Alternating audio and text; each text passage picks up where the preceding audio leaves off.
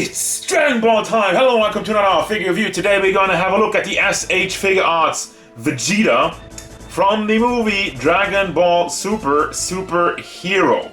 Wow, that title. This is yet another Vegeta release.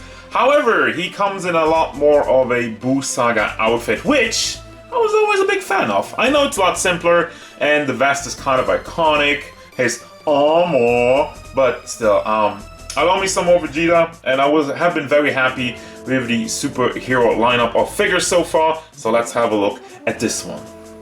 So, this figure stands at about 16 centimeters to the top of the hair, which means we're going up like 13 to the top of the head. For your inches, this would be 6.1 inches tall.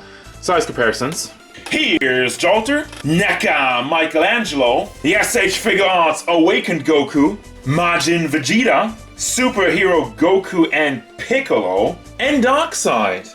So when I talk about the Buu Saga design, I mostly mean the Majin Vegeta, but no, this is not the same design, and this figure is also a lot older, so it's kind of funny to look how far we've come. I mean, this one's a lot tighter, and obviously a lot brighter, but you know, it's not really fair to compare these two.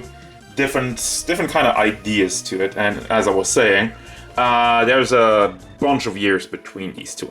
Now, what I've been praising very much about the superhero characters, I feel like they finally nailed the faces. Like, just going back to this one real quick, you know, the faces back in the day, they were good, but they were always playing around with like making the line work under the eyes, making it like kind of brown, and then sometimes not making it at all, and I think this one's correct. This one is, for me personally, my favorite of just painting it on there, just making it not too thick black lines, but good enough, clear enough, and overall, I like it. We got enough detail in the hair. You got the classic Vegeta spiky hair with the molded detail inside of it. Now, the other thing about the hair, if you look closely, you can see where it's assembled, which is a bit unfortunate. There's like a seam line going around it, which, yeah, it looked like a scratch, but it's actually just how the hair is assembled. This figure is mostly painted from what I can tell. I'm not really sure on the hair. It looks kind of plasticky, so I think they might have not painted that one.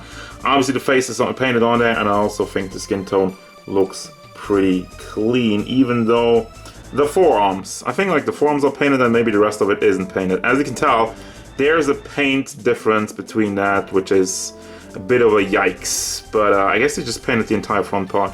And then the fist also seems painted. Not 100% sure on that.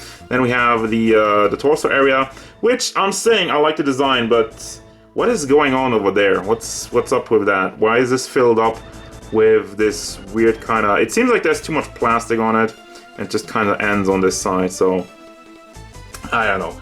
I love the shirt though. It's obviously simple, there's nothing going on, but there's a bunch of wrinkles on it, which makes it look a bit more detailed. As we go down to the legs, this is, from what I can tell, this is probably recycled from all the other Vegeta figures, because, you know, you have the Vegeta legs and the spandex or whatever he's wearing, where it's nice and tight, and you can see all the juicy details, like his butt. But the butt's kind of lost in this figure, because there is none. The way it's molded, they didn't even make a butt crack in there, which is very lazy. Where's my fan service? I even want it from men, even though I don't really care about that so much. But anyway, think of all the women. Then we got the boots. I don't know, I just went off on a tangent. We got the boots, which also is like a little bit of a grayish, kind of like a milky tone.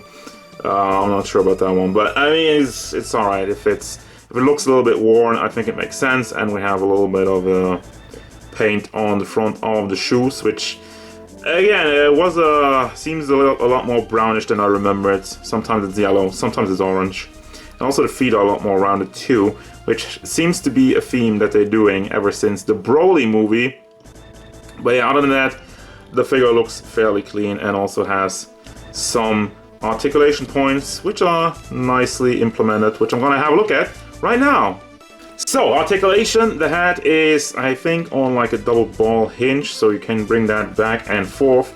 It does tilt side to side decently enough, and it does go all the way around, but you also have the neck articulation, so if you combine these two, going downwards quite a bit and to the back decently enough, I guess. Obviously, you do have the hair that blocks it. If you hollow this out, It just doesn't look good. So that's a sacrifice I'm okay with. If you have the butterfly joint, you can bring that forward, and then you have another ball joint in there with a hinge, as you can tell. So you can rotate it in there around, and you do have the hinge to bring it up and down, so that offers some very good forward motion as the face just kind of falls off.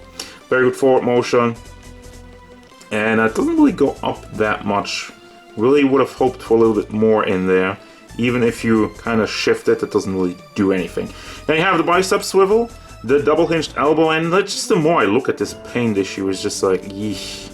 Double hinged elbow though, and the fist is on a ball hinge, which is the standard, brings it up and down, and can also be swiveled. The chest area can be pulled out just a little bit to add some more articulation with that. Goes forward, goes to the back, also tilts side to side, and you can somewhat rotate it, but the way it's molded, I tried to do it, so it kind of pops off a little bit. I hope it doesn't break, but you do get some decent range, I'd say. It's actually more limited than I expected. Then you got the hips, which are just connected via a ball in there, so you can rotate that no problemo. Has some waggle motion, but not the greatest. The leg moves forward for some decent kicks. I say decent. Can I get more? Can I get more? No, I think that's about it. So, I mean, it's still good. Also moves out to the side, not all the way up, and also to the back, but not all the way, once again, because of the weird non-butt crack we have over here. And then you can rotate it on the thigh, on the top part. You have the double hinged knee. Let me move the lower half down so you can bring that all the way together, and the foot has the weird kind of double ball, which I'm not really the biggest fan. I prefer hinge, but you can shift this around, can bring it to the back, can move it forward, also rotates all the way, no problem.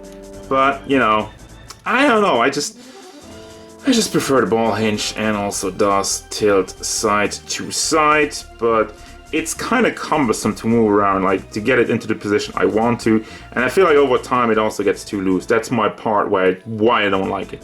You also have the toe hinge, and there you go. For the accessories, it's very bare bones, but I still love the faces. I can't praise them enough. You have like the yelling face, and the arrogant smirk, so Vegeta, and then just the angry gritting teeth face looking to the side. For the hands, you got this one thumbs up hand, but we all know it's Vegeta, so it's just, he's not thumbing up, he's just pointing at himself, how great he is. Then we have the grabby hands, the booby grab hands, also staple. Blast hands, I just like, it's Dragon Ball hands, we've seen this a million times. And then you got like for combat poses, martial arts, stance, poses, stuff like that, hands. Final thoughts! It's a basic Vegeta figure in a lineup where we already have like a million Vegeta figures. But how does this one stack up? It's a decent one, I'd say. My main issue is like really the problem with the paint in the forearm, that doesn't have the same color. Also, I don't know why he has a different color shirt. Even though, you know, it is anime accurate. But this one just kind of seems like have some small imperfections here and there. So that's what's kind of bothering me, because it's a basic figure and they've done Vegeta like a million times. You really would think they know what they're doing and they make it good, but I don't know, it's not a bad figure, but it has some small issues which I'm kind of annoyed by. And the other figures from the superhero lineup so far, I've been a big fan of it. So this one is just a tad bit underwhelming. But still, if you're looking for a good looking Vegeta, I can still recommend this one. Also, while the imperfections kind of draw it back on that, but I still love the face sculpt, how they made it. And obviously, articulation-wise, this figure delivers. But also, the accessories are really, really much bare bones. So if you want a lot of accessories, this is not the figure you want to get. And I also don't really know why they don't do Super Saiyan hat. But, I mean, I guess they don't turn Super Saiyan in Superhero, right? Right. Still, would make for cool accessories. Anyway.